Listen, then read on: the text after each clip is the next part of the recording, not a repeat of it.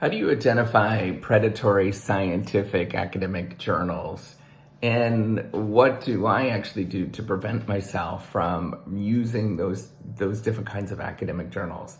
And first of all, I'm going to tell you, it's really hard sometimes to sort of identify what they are. They're not going to label themselves as, like, I'm a predatory journal, but there are some telltale signs. So the first sign, so from the author's perspective, by the way, if you don't know me, I'm Professor Dave Massack. I'm an associate professor of innovation strategy and entrepreneurship. And I created this whole reciprocity project to give back. I actually created this sort of writing platform. You can check it out. That's what reciprocity.com is. The E is written with a 3. Okay, so how do you identify these folks or these journals? Is really hard to do. So as an author, right? As an author, it's often very easy to identify them because they're wanting you to desperately publish in their journal. And so they'll ping you many different times for publications in their journals. They'll send you a bunch of emails and those kind of things. And it's super, super easy to publish in them as long as you pay them. And that's the key, as long as you actually pay them. And now some legitimate good scientific journals actually do require you to pay them. It's either the institution or the individual is paying them, and that's unfortunate. But most of the predatory ones will require some upfront fee. And why do actually authors actually pay this? Because they're kind of desperate, to be honest, because the entire career depends on publishing. And so we have to look productive all the time. And sometimes it's hard to maintain that sort of look of productivity. And so people will actually pay to use these predatory journals, put their papers in those predatory journals. So that's the first thing. The second thing is, so this is on the writing side or the reading side. This is what I normally sort of think about is who's actually citing these journals? How much is it sort of part of what they actually do?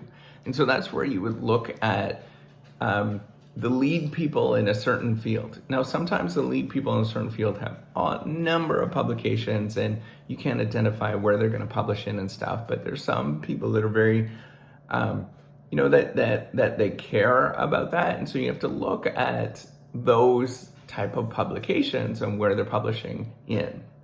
Now, the simplest thing is to look at these sort of publication lists that different disciplines have and top ranking publications and all that kind of stuff. And that gives you a sense of it, but it doesn't really give you a good sense, I find, because I find often they're not 100% accurate in terms of what I would consider, hey, there's actually good people publishing in this thing and writing and putting stuff in this thing. And so I don't necessarily pay attention too much to those lists. But, obviously the key thing is to look at where people are actually submitting or participating in terms of the journals that they're part of, right? So you might the key thing that I look at as a good signal is I go on to the editorial board and I look to see who's actually there. So if you're interested in some field, right, you want to make sure that the lead people are on the editorial board from that field. And one key is to look at, one thing is look at institutions, but you do get to know people's names within the field. And so you get to identify, are these lead people? And sometimes you can just identify them by, are people actually talking about these people? And if they are, then they have a lot to lose. Those individuals have a lot to lose to be on a predatory journal, right? If they're somehow, people recognize them, they have a lot of credibility, they have a ton to lose to be on a predatory journal. So this is hard to identify because journals are really, really changing all the time. That's one thing I wanted to point out, is they're changing all the time in terms of what we think are credible and not credible. And predatory is, it's obviously a derogatory name. So what you'd want to think about is ones that have less legitimacy or less status in the field. Probably legitimacy is a better word for that, better terminology. and you're looking to see how many people are actually reading or paying attention to these different journals that are out there. And that's the key thing, is it has very little to think about, like impact factor and all that kind of stuff. I mean, I guess you could try to use those sort of metrics, but those are gamed often. And some of the more important journals, they might not have the same impact factor because they're just really hard journals to read, and people just don't understand them, and they're very, very difficult to read. So if you're reading them from the reader perspective too, there's kind of two things that are going to happen.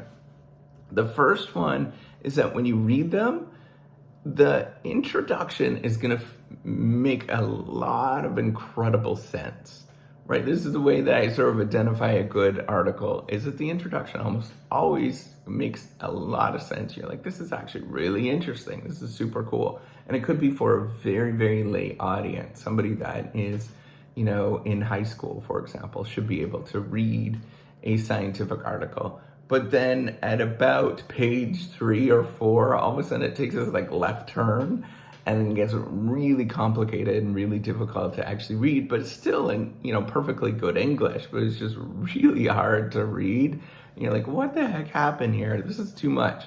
So when that happens, you can maybe infer from that there's actually some meat to the article, and it makes a lot of sense. Normally people will cite articles based on, the first couple of pages that they actually write, because they make a lot of sense, and sort of a larger audience actually can read them, and not too many people get into the details of it. So I think these kind of tricks of thinking about, another way to think about this is, if you get spam email, how do you identify what's spam email and what's not?